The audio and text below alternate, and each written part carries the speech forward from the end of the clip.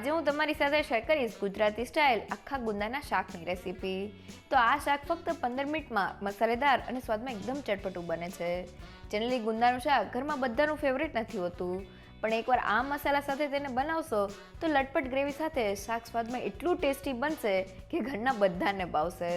સાથે તૈયાર થયેલા શાકને તમે 2 થી 3 દિવસ સુધી ખાઈ શકશો. તો રોટલી અને જુવારના રોટલા સાથે એકવાર ચોક્કસથી ટ્રાય કરવા જેવું ગુંદાનું શાક બનાવવાનું શરૂ કરીએ. ગુજરાતી સ્વાદ સાથે શાક બનાવવા માટે મેં વજનમાં 500 ગ્રામ જેટલા આખા ગુંદા લીધેલા છે.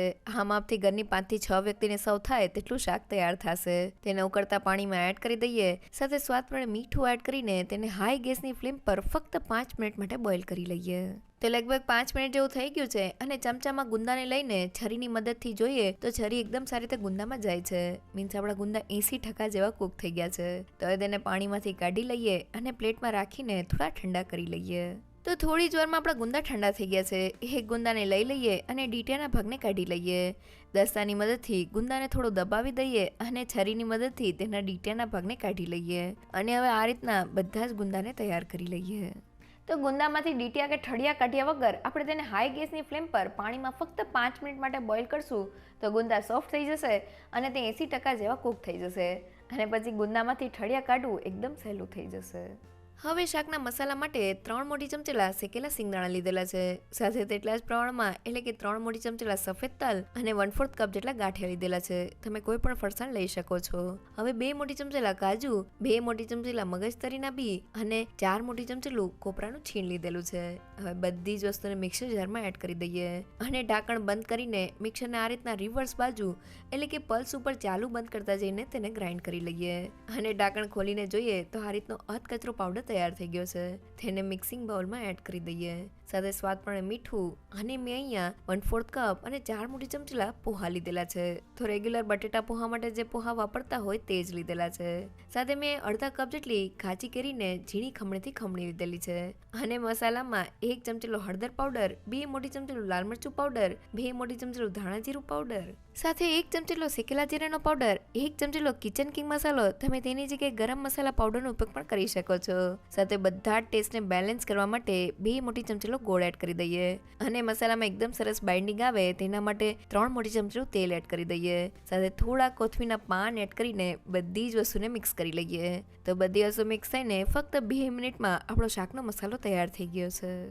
શાકના મસાલામાં મેં સિંગદાણા, તલ અને ગાંઠિયા સાથે થોડા મગજતરીના બી, કાજુ અને કોપરું એડ કરેલું છે.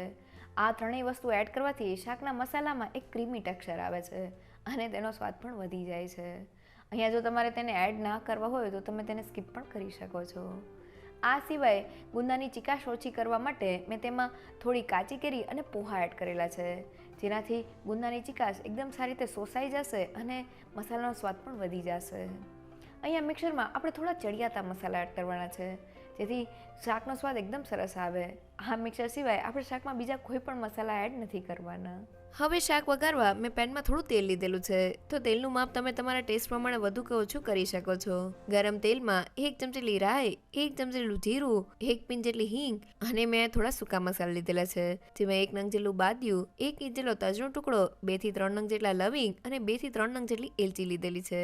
તેને એડ કરીને મસાલાને તેલમાં સારી રીતે સાતળી લઈએ. તો સૂકા મસાલાને તેલમાં સાતળવાથી શાકનો સ્વાદ એકદમ સરસ આવે છે. હવે ગુંદાને તેલમાં એડ કરી દઈએ અને હાઈ ગેસની ફ્લેમ પર ગુંદાને તેલમાં ફ્રાય કરી લઈએ. તો ગુંદાને આ રીતના તેલમાં ફ્રાય કરવાથી ગુંદા ઉપર તેલનું એક ક્રિસ્પી કોટિંગ થઈ જાય છે, જેનાથી તેનો સ્વાદ શાકમાં એકદમ સરસ આવે છે. તો લગભગ 3 મિનિટ જેવું થઈ ગયું છે અને ગુંદાને જોઈએ તો તેની ઉપર આ રીતનું એક ક્રિસ્પી કોટિંગ થઈ ગયું છે. અને હવે શાકમાં એડ કરવાની એક પેસ્ટ બનાવવા મેં 1 નંગ જેટલી ડુંગળી લીધેલી છે. સાથે 2 નંગ જેટલા લીલા મરચાના ટુકડા, 1 ઇંચ જેટલા આદુના ટુકડા અને 6 થી 7 લસણની કળી એડ કરી દઈએ. સાથે થોડા લીમડાના પાન એડ કરી દઈએ. હવે કોઈ પણ જાતના પાણીને એડ કર્યા વગર તેને ગ્રાઇન્ડ કરી લઈએ. તો બધી વસ્તુ ગ્રાઇન્ડ થઈને આ રીતની અધકચરી પેસ્ટ તૈયાર થઈ ગઈ છે. હવે તેને શાકના વઘારમાં એડ કરી દઈએ અને સારી રીતે સાતળી લઈએ. તો લગભગ 2 મિનિટ જેવું થઈ ગયું છે અને ડુંગળી સારી રીતે સતળાઈને ટ્રાન્સપરન્ટ થઈ ગઈ છે. તો હવે મેં અહીંયા અડધા કપ જેટલી ટમેટો પ્યુરી લીધેલી છે. સાથે ટમેટા ફટાફટ કૂક થઈ જાય તેના માટે સ્વાદ પ્રમાણે મીઠું એડ કરી દઈએ અને તેને સારી રીતે સાતળી લઈએ. તો લગભગ 2 થી 3 મિનિટમાં જ આપણી ટમેટો પ્યુરે એકદમ સારી રીતે સતળાઈ ગઈ છે. તો હવે તૈયાર થયેલા મસાલાને ગુંદા ઉપર એડ કરી દઈએ.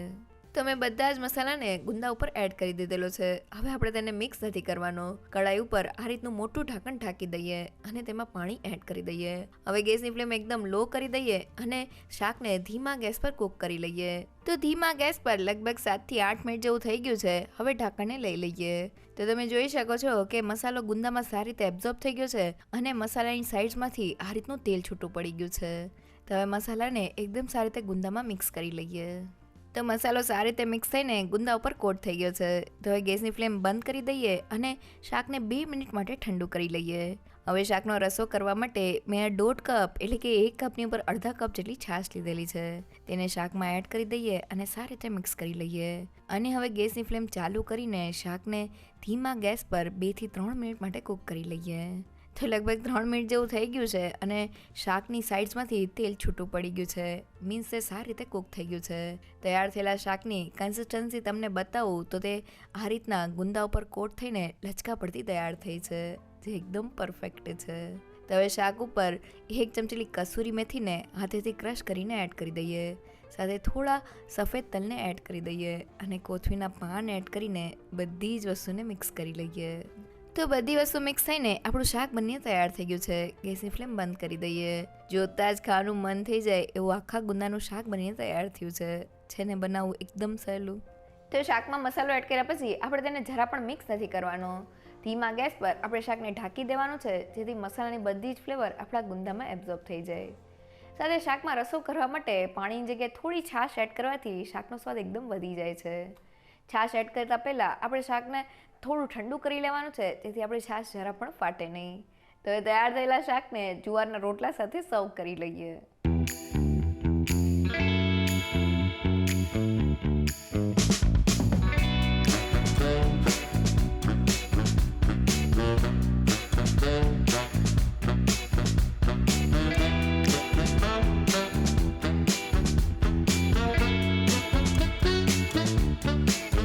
ઉનાળાનું સ્પેશિયલ આખા ગુંદાનું શાક એકવાર ચોક્કસથી ટ્રાય કરવા જેવું છે. શાક બનાવતી વખતે બસ તમારે અમુક વાતનું ધ્યાન રાખવાનું છે. પહેલી એ કે ડીટીયા કે ઠળિયા કાઢ્યા વગર ગુંદાને ફક્ત 5 મિનિટ માટે બોઇલ કરવાથી તે 80% જેવા કૂક થઈ જાય છે. સાથે શાકના મસાલામાં થોડી કાચી કેરી અને પોહા એડ કરવાથી તે ગુંદામાં રહેલી ચીકાશને એબ્ઝોર્બ કરી લે છે અને શાકનો સ્વાદ પણ વધી જાય છે. સાથે ગુંદાને વઘારમાં એડ કર્યા પછી આપણે તેને થોડી વાર માટે ફ્રાય કરી લેવાના છે, તેથી ગુંદા ઉપર એક ક્રિસ્પી કોટિંગ થઈ જાય અને તેનો સ્વાદ વધી જાય. સાથે શાકમાં રસો કરવા માટે પાણીની જગ્યાએ છાશનો ઉપયોગ કરવાથી તેનો સ્વાદ એકદમ વધી જાય છે. જો તમને મારી આજની રેસીપી ગમી હોય તો મને કમેન્ટ સેક્શનમાં જરૂરથી કહેજો. સાથે મારા વિડીયોને લાઇક અને ફ્રેન્ડ્સ અને ફેમિલીમાં શેર કરજો અને મારી ચેનલને સબસ્ક્રાઈબ કરવાનું ના ભૂલશો. તો ફરી મળીએ એક નવી રેસીપી સાથે.